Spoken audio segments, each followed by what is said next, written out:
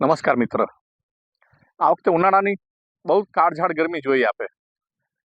બધા કહેતા હોય છે કે એસી હોય એને વધારે ગરમી લાગે, પણ આ વર્ષે ઉનાળામાં તો બધા જેની ઘરે એસી નહોતા ખેડૂત મિત્રોએ કીધું હતું આ વખતેની ગરમી તો બહુ જબરજસ્ત ગરમી પડી. મિત્રો, વૃક્ષ છે ને, વૃક્ષના છાંયડા નીચે બેસવું ગમે છે, પણ ઉછેરવું નથી ગમતું. કેમ? ટાઈમ નથી.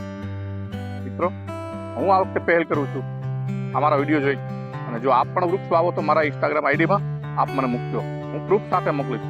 હું 100 વૃક્ષ વાવીશ, અને અત્યારે પણ વાવ્યા છે, અને હું પ્રૂફ સાથે આપણે બધા વિડીયો પણ મોકલીશ, અને વિડીયો સાથે આપણે કહીશ કે એક વૃક્ષ વાવી આપણે આપણા બાળકને સારી સ્કૂલમાં અભ્યાસ કરાવીએ છીએ, સારું ભણતર માટે, તો આપણે એનું ભવિષ્યનું એમને વેન્ટિલેટરની જરૂર ન પડે એના માટે વૃક્ષ વાવીએ. મિત્રો, વૃક્ષ બહુ જરૂરી છે. દિવસે દિવસે ગરમી વધતી જાય છે, ભયંકર પરિસ્થિતિ આવતી જાય છે, વૃક્ષો કપાતા જાય છે. માટે મિત્રો, વૃક્ષ કાપશો નહીં. મિત્રો, આપણે વૃક્ષ વાવીએ અને બધાને વવડાવીએ. મારા મિત્ર છે રિટાયર્ડ ડીવાયએસપી પી કે જાડેજા સાહેબ, એમને પણ 150 વૃક્ષ વાવ્યા છે. મારા મિત્ર અશોકસિંહ જાડેજા છે, એમને પણ 100 થી 150 વૃક્ષ વાવ્યા છે.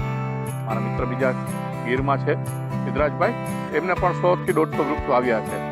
બધાને મેં મારા ફોનથી મેસેજથી એમને સંદેશો આપ્યો છે, વૃક્ષ વાવો. તેથી આપ પણ વૃક્ષ વાવો તો મારા ઇન્સ્ટાગ્રામ આઈડીમાં મોકલજો. આપણે પણ આપણા ભવિષ્યની ચિંતા કરીએ, જેથી કરીને ગરમી ઓછી થાય અને આપણને સારું ઓક્સિજન મળે. અને વૃક્ષ વધુમાં વધુ વાવજો મિત્રો. નમસ્કાર. અને મિત્રો, હું ખાસ યાદી કરાવું કે હું હાલ થોડા દિવસ પહેલા 2-4 દિવસ પહેલા રાપર નર્સરીમાં ગયો હતો, મારે કચ્છની રાપર નર્સરીમાં. ત્યાં મહીપતથી કરીને આરએફઓ થાય, એ પણ વૃક્ષના પ્રેમી છે, જેને મોમાઈ મોરા 20,000 વૃક્ષનું વન બનાવે છે.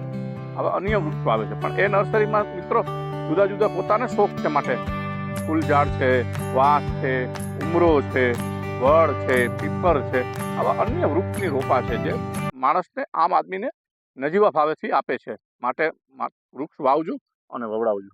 નમસ્કાર.